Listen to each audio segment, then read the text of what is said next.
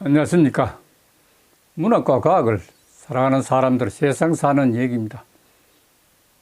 오늘은 우리 군은 왜 정찰 위성 발사를 서둘러야 하나, 이런 주제로 말씀드릴까 합니다. 조선일보 노석조 기자는 우리 군의 첫 독자 정찰 위성 발사 소식입니다. 이는 북의 핵과 미사일 감시와 9.19 군사합의 위반이 심각하기 때문입니다. 신원식 국방장관은 지난 3일 대한민국 군은 북한군의 군사훈련 등 주요 전략 표적을 감시하는 군사 정찰 위성을 개발했다고 발표하면서 발사 계획을 공개했습니다.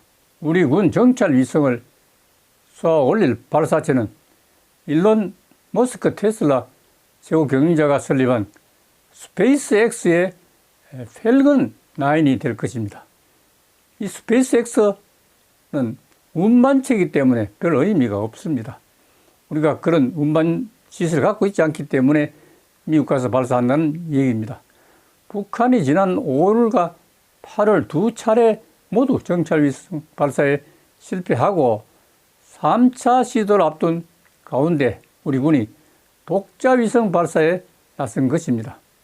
국방부는 이번 발사와 별도로 연내 우리 기술로 개발한 고체 추진체 로켓도 발사할 방침이라고 밝혔습니다.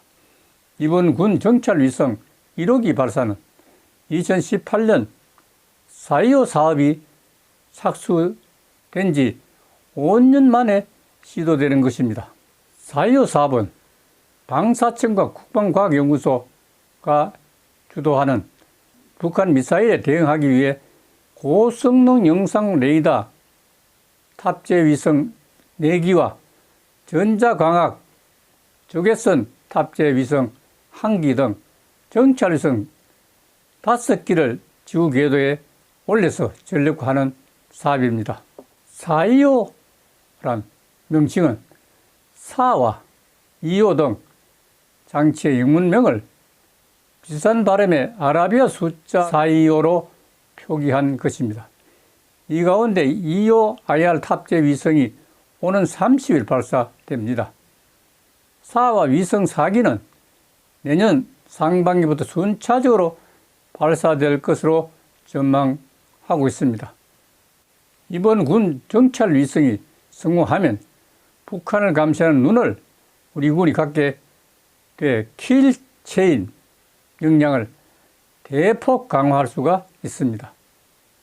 킬체인은 북한이 핵, 미사일, 방사포를 쏘리코할 경우 이를 미리 제거하는 군사작전입니다.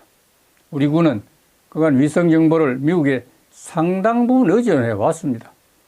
정부는 다목적 실용 위성인 아리랑을 운용하고 있지만 카메라의 해상도가 낮은 단계에서 군사 정찰 목적으로 쓰기엔 지금은 상당히 부족하다는 사실입니다.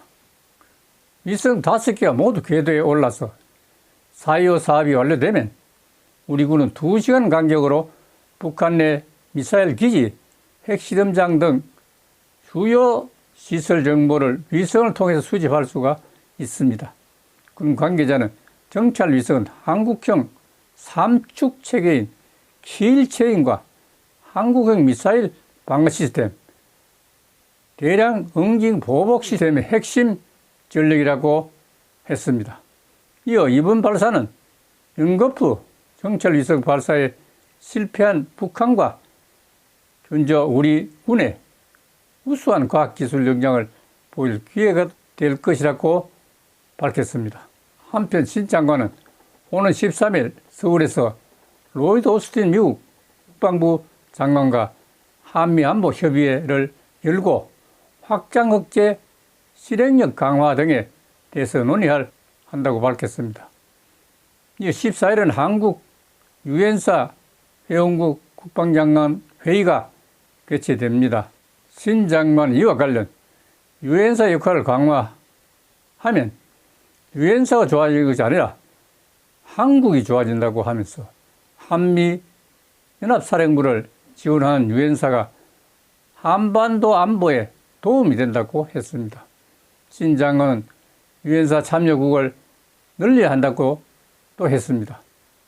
많은 나라가 유엔사라는 플랫폼에 있어야 한다고 강조했습니다.